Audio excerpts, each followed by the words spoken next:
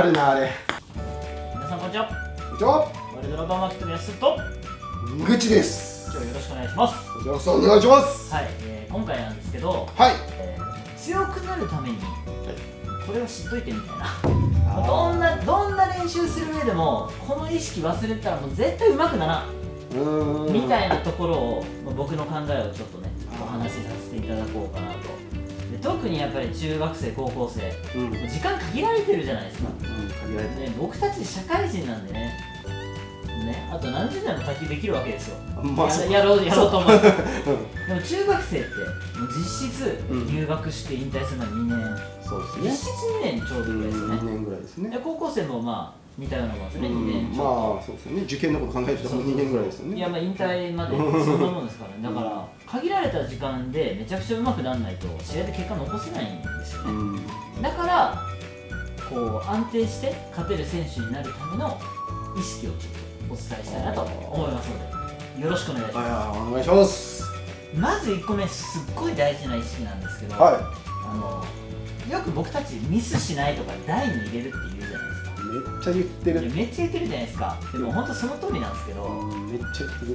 でも実際じゃあ練習でもうじゃあ入れといたらいいのってなっちゃうじゃないですか。そうしたらどこまでたっても上手くならないんで、どんな練習する時も意識してほしいのは自分はミスらないけど、例えば強く打てるとか強く回転かけるとかの限界値知ってください。そこを知ってその限界ギリギリでもう毎日練習する。やってるわそれバリバリの選手が。その限界を超えるとミスるんですよ。でも例えば強く打って1本入ってもブロック速すぎてフットワーク練習できないとかあるあるですね。あるあるじゃないですか。とか強く打つから単純にミスしちゃうとか、もちろん限界を伸ばすために強く打つ練習も大事なんですけど、できるギリギリのもう超えるか超えないかみたいな強さで毎日やるとどんどん限界がこう伸びていくんで、そこを知ることが大事。そうスピードとスピンのマックス値をどんどん求めにいっちゃうとあんま良くないってことですね。求めすぎるとどんどんスピードを上げられていくので、なんかもうどんどん博打卓球というか一発屋というかどんどん入れてきたみたいな。でそれやってるとあいつ入ったらすげえけど入んねえから怖くねえよなみたいなそういう選手になっちゃうし、やっぱもうミスばっかりだから練習でもボール拾ってる時間の方が長えみたいな。それ辛いですよね。せっかく頑張ってるのに。でちょっとどんな練習でも多分当てはまるんですよ。もうフットワークであろうが3球目であろうが何でも当てはまるんでちょっとやってみたいと思います。私がやる側ですね。はい。で例えばグッチさんよくやる練習でバクタオルよくやりますよね。きついな。じゃあグッチさんのいつもやるぐらいのはいバクタオルちょっとお願いします。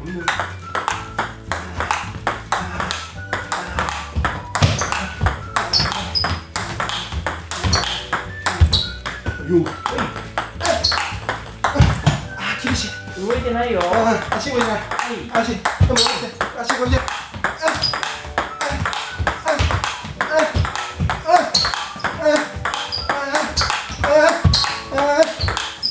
ありがとうございます。ありがとうございます。じゃあもっと強く打ってもらっていいですか。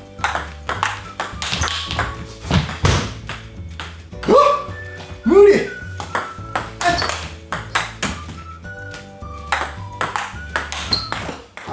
OK です。もう大丈夫です。今ちょっとグッチさんに2パターンバクタオルやってもらったんですけど、強く打ったら練習にならないですよね。もちろんあれをやり続けてたら、入るようになるかもしれないですけど動けるようになるかもしれないですけど、それ多分めっちゃ環境あって練習時間長くて優秀なコーチがいる人限定だやと思うんですよ。でグッチさんその前に続いてたやつ別に弱く打ってるわけじゃない、余裕もないんですよ。余裕もない。でもしっかりドライバーかけれてるけど、だから今のはグッチさんのミスしない動ける限界のところでドライブをかけて一番強いドライブを打って練習してるっていうことなんです。だからそこを覚えてそこで練習してもらうっていうのがまず一つ目、めちゃくちゃ大事な意識です。逆にあれより弱く打ってももうできることをやってる状態だから、あれでフォア打ちとかだったらね、もうあんな別にフォア打ちでバクタオルやってる全然練習にもならないですね。だからできる限界のところでどんな技術も練習してもらう。もちろんフットワークだけじゃなくて3球目ドライブとかもですね。んだから入る中でだんだん限界を伸ばしていって強くしていこうねっていうのを覚えておいてください。自分の身の丈に合ってない強さを練習しちゃうといつまでたっても伸びないです。続かないですし、はい、3球目とかもそうですよ。やっぱ強い球打ちたいからって全然入る要素ないインパクトでバーンとかやったってうまくならないんですよ。それよりはある程度入る、形も崩れない、ああなるほど、連打が打てるとか、連打打てるとか、そうことを考えて、そう次戻れるとか、そういう範囲の中でなるべく強い球を打って練習をする。それが大前提になってってことなんですね。そこの限界を超えちゃわないように、まあ、このぐらいまでやったら超えちゃうんだなっていうのを知るっていうの大事ですけど、そういうふうに練習をするっていうのが1個目めちゃくちゃ大事な意識です。これ大事ですね、めっちゃ、すげえ大事、めっちゃ大事だこれ。はいです。はい、次2つ目の意識なんですけど、2つ目の意識は練習の中に変化に対応する練習をたくさん入れてもらう。変化に対応する、変化っていうのは、回転の変化ありますよね。はい、ありますね。変化っていうと嫌な球っていうイメージが強いと思うんですけど、確かに別に速いブロックとか、それも変化。これも変化です。だから綺麗なブロックの中に速いのターンで混ぜてもらうとか、やってますね、たまに上手い人たちが。カウンターしてもらったボール、フットワークの中にカウンター入れてもらって、それもちゃんとこうみたいな強豪高校さんがやってる練習がそんな感じがしますね。3球目のつつき打ちとかでも一定のつつきじゃなくて切れたのとナックルと混ぜてもらうとか、そういう何かしらの変化、スピードとか回転の変化に対して常に練習する。なんでかっていうと、綺麗な球ばっか打ってたらもう練習のプロにしかなんないんですよ。卓球界その連プロっていう形の多いですよね。いや、多いめっちゃ多い。連プロって言われちゃう方多いです。だから練習でめっちゃいい球をしても試合で打てなかったら全然意味ないんで、だから普段から変化に対してミスしない人になってほしい。変化に対してミスしなければもう一発型じゃなくてコツコツ型、試合で入る。勝ちやすい方なんですよね。一発型よりかはコツコツ圧倒的に勝ちやすい、粘ってる方。ちょっとそれでやってみたいと思います。じゃあもう一回バックタオルやってみるんですけど、僕がちょっとブロックに、今裏がってブロックするんでちょっと飛ばしたりとか、遅いの出したりとか、かけたりとか、ちょっといろいろやってみようかなと思います。逆に口さんはもうそれに対応できる範囲で打たなきゃ。そうなんだよね。試合でそれ超えたらミスっちゃうってことになるので、ちゃんと合うかな。これごめんなさい。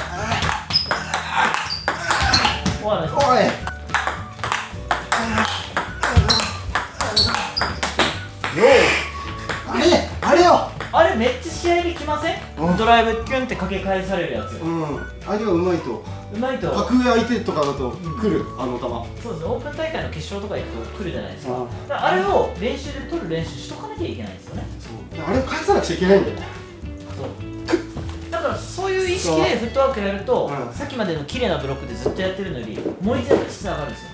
だからグッチさんが自分が打つ質を上げなくても、こう練習の工夫で、そう確かに打つ質を上げなくても変化に対応するっていうのが実は優先かなって僕は思ってます。いきます。確かにそれ入れることが大事。対応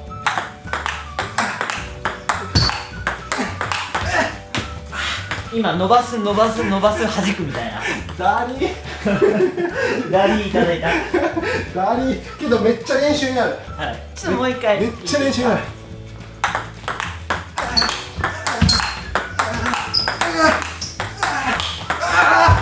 よっしゃー。あるなあれ。ちょっと表もやってみます。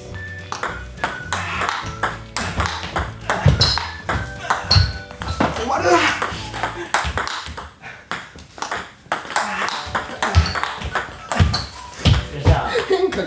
前後の変化がより厳しい。そうですね。OK です。ありがとうございます。僕の考えなんですけど、さっきもちらっと言ったんですけど、こういうね、ミスしないで入れる、試合で勝つっていうところで大事なのって、自分の球の質を上げるっていうのはもちろん大事なんですけど、その前にこう変わる相手の質も変わるじゃないですか。常にもう同じボールって来ないじゃないですか。そこに対応できる方が先なんですよね。あそっちの方が必要なんで、常にいろんな相手と練習するとか、大事でもですね。人によってブロックの質違うんで、いろんな相手と練習する。で、いろんな球を出されても、お前そんなんじゃ練習なんねえよって言うんじゃなくて、それを返せるように練習する。厳しく来ても急にそうそう左回してたいきなり止めてたのがバンって振られたら、そうそれは練習。はい、それを取るのも取るの練習なので、そういうふうにスピード回転に変化をつけて練習する。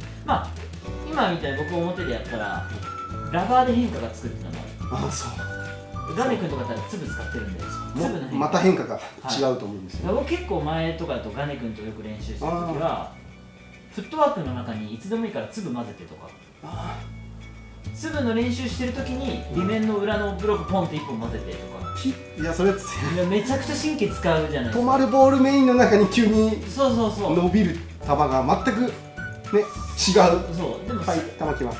それをやっておかないと、そういうのに、そういう相手と当たった時に勝てないし、自分の能力磨かれないなと思う。それ強く打つよりまず対応する。もうそうだね。何も考えなくても対応できるぐらいになってから質を上げればいいんだ。そうだね。まず返すことが対応して対応して返すのにいいですよ。みんな質を上げる練習ばっかりしてるんですよ。そうだね。相手のブロック一定でね。それってあんまり意味がないと思うんで、この2つの意識ですね。その自分の限界ギリギリで練習し続けるっていうのと、自分の質を上げるよりも変化に対応しながら練習する。この2点を必ず意識してやってもらったらめちゃめちゃ強くなると思いますので、頑張ってやってみてください。これで終わりたいと思います。ありがとうございました。動画のご視聴ありがとうございました。チャンネル登録がまだお済みでない方はチャンネル登録をよろしくお願いします。これからもためになる動画、卓球が楽しくなる動画、たくさん頑張って作っていこうと思いますのでよろしくお願いします。最後までご視聴ありがとうございました。